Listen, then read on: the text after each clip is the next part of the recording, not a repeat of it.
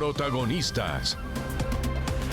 7 de la mañana, 8 minutos. Protagonista la reforma a la educación que busca que ésta sea un derecho fundamental en nuestro país. La semana anterior hablábamos aquí en Señal de la Mañana con la ministra de Educación, Aurora Vergara, que nos daba algunas de las principales puntadas de ese proyecto que se va a poner a consideración del Congreso hoy martes. Sin embargo, ayer los rectores de varias universidades del país pues han planteado una serie de inconformidades o, digámoslo así, propuestas, sugerencias para el gobierno nacional en el marco de la discusión de esta reforma. Nos atiende justamente a esta hora el rector de la Universidad de La Sabana, él es Ronald Roncancio Rachid.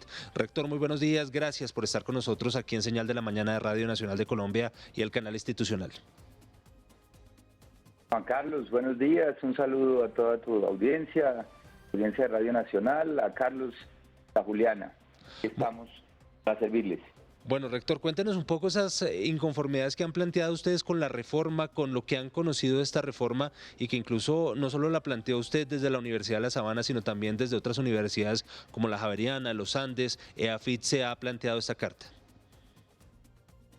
Sí, lo primero es que hay que decir es que son algunos comentarios a esta primera pieza legislativa que ha anunciado el Gobierno Nacional que va a presentar hoy a las 2 de la tarde. Hace parte de otras que constituyen como una gran reforma a la educación y que tiene por objeto garantizar la progresividad del derecho fundamental o plantear un camino de progresividad y de no regresividad. Y justamente en ese marco de apoyo a ese trabajo por lo que todos queremos, que es una cobertura más amplia, más educación para los jóvenes colombianos y para todos, los jóvenes y los adultos, nosotros nos permitimos hacer algunas sugerencias que ya hemos intentado se plasmen por otras vías, pero hasta el momento en este proyecto que conocemos no fue posible. Básicamente las 4 cosas que sintetizan lo que creemos puede mejorar este proyecto de ley estatutaria tienen que ver, en primer lugar, con la protección del sistema mixto de educación, que tiene actores públicos y privados y que es el que nos ha traído en esta carrera por aumentar la cobertura con calidad o cuidando la calidad durante estos años a un 54% de cobertura. Pues primero, proteger ese sistema mixto, nos parece que se puede plantear de mejor manera en esta ley que es marco para lo demás. También hacemos un llamado a conceptualizar de una manera más amplia, dejar incoada una mejor plataforma para toda la educación postsecundaria, que mediante la consagración de la idea de la educación posmedia como un sistema ágil y flexible que atienda diferentes necesidades en este cambio del mundo de trabajo que estamos viviendo. Un tercer punto es que es indispensable definir, en consecuencia, un sistema de financiación que recoja estos 2 grandes aspectos, el carácter mixto del sistema y todas estas formas de rutas de formación que no solamente son la educación superior, sino la educación para el trabajo del desarrollo humano, el reconocimiento de trayectorias, de aprendizajes previos.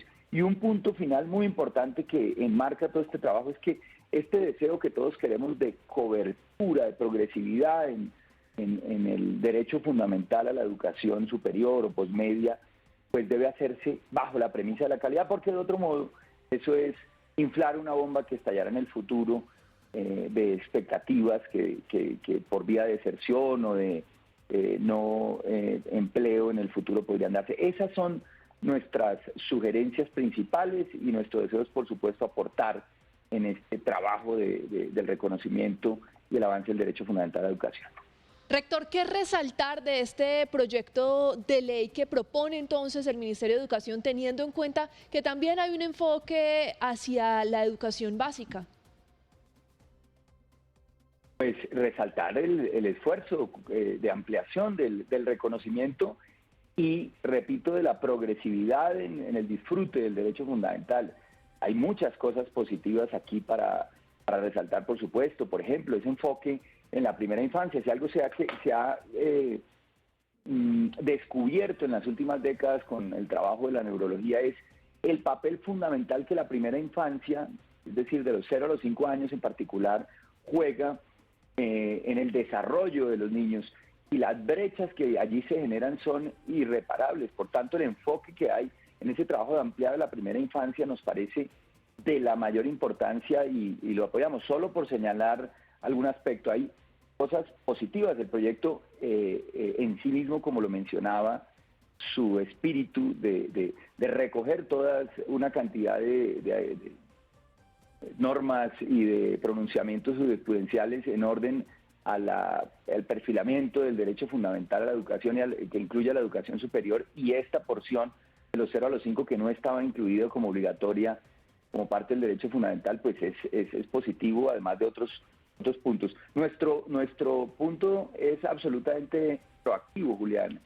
Lo que queremos es justamente aprovechar esta oportunidad única para que esta norma, que no solamente plantea esa progresividad, sino que le da marco para lograrla en la prestación del servicio, pues quede lo mejor hecha y nos ponga de cara al futuro, a un sistema mixto fortalecido, viable y moderno. Ese es nuestro propósito. Hay miles de cosas importantes en este proyecto. Doctor Roncancio, precisamente también la educación ha venido evolucionando, hay modelos educativos virtuales ahora muy implementados con la pandemia, todos esos elementos de nuevas formas que están tomando sobre todo los jóvenes, los adolescentes y los jóvenes para formarse, ¿cómo quedan en la reforma y cómo los observan ustedes desde la universidad, donde también comienza a cambiar mucho el mercado de quienes están accediendo a la educación superior? Claro, Juan Carlos, es que ese es el punto central, ¿no? De cuando nos referimos a un sistema más moderno. Déjenme explicarlo para la audiencia de una manera metafórica que puede ser interesante. Pues antes nosotros nos educábamos como viajábamos, digamos, alguien podía hacer un viaje según las circunstancias de la familia al mar, a Cartagena, con eso ya quedaba para toda la vida, y de pronto si podía ir al extranjero en algún momento, ya ese era su tiempo de viaje, y con las fotos, con eso vivía el resto de la vida y lo compartía con su familia. Eso era haciendo el paralelo con la educación, parecido a lograr sacar adelante un pregrado y en el mejor de los casos un posgrado, y eso era suficiente. Pero el mundo cambió. La educación ya no es así. La educación es un aprendizaje a lo largo de la vida. Es un aprendizaje que se compone de piezas chiquitas, de piezas más grandes, como un Lego, de piezas que se toman a edad temprana, u otras después que tienen que hacerse lo que se conoce como el upskilling, subir las capacidades del mundo, donde hay tanta disrupción, estamos en un cambio de época, estamos pasando de un mundo análogo a un mundo digital y necesitamos renovar competencias y capacidades, y por eso se necesita un sistema mucho más flexible y comprensivo de todas esas posibilidades. A eso nos referimos con el sistema de educación postmedia, que es mucho más que solo el sistema de educación superior, que puede reconocer saberes previos, que integre, que englobe la educación técnica laboral, la educación para el trabajo y el desarrollo humano. Eso es de lo que se trata justamente, y por eso nuestro llamado es a no perder esta oportunidad maravillosa de dejar incoado en esta ley estatutaria ese sistema que podemos ir construyendo en las siguientes piezas legislativas. Ahora vendrá la reforma a la Ley 30, pero después tendrá que haber otras piezas legislativas que integren este sistema. Hay que prepararnos para dejarlo cara al futuro, para responder a la revolución del mundo del trabajo. Claro, rector, esa preparación implicaría entonces cambios, por ejemplo, en la primaria, en el bachillerato para los niños, los jóvenes de hoy. Mira, la educación es por supuesto un continuo y es inseparable. Una cosa dramática, fuerte, que pasa en estos procesos, como es lógico, es que las brechas se van acumulando. Y todas las brechas que empiezan, como hablábamos con Julián ahorita en la educación muy inicial, se van acumulando y llegan a la educación postmedia, la educación postsecundaria. De lo que se trata es de trabajar en toda la cadena. Por eso el llamado, esto tiene mucho que ver con el proteger el sistema mixto. Déjenme les explico este punto. Son tantas las necesidades para que las brechas no se vayan generando desde los 0 a los 5 y después en los distintos momentos del proceso educativo. El uso de los recursos debe ser absolutamente eficiente y no tendría sentido que tú dejes perder la fuerza o desaproveches la infraestructura que tienes en la educación, en la oferta privada de educación superior, para gastarte esos recursos en ladrillos y en construir sedes y demás, cuando hay tantas necesidades que sí requieren hacerse en territorio y se puede llegar a los territorios con otros medios.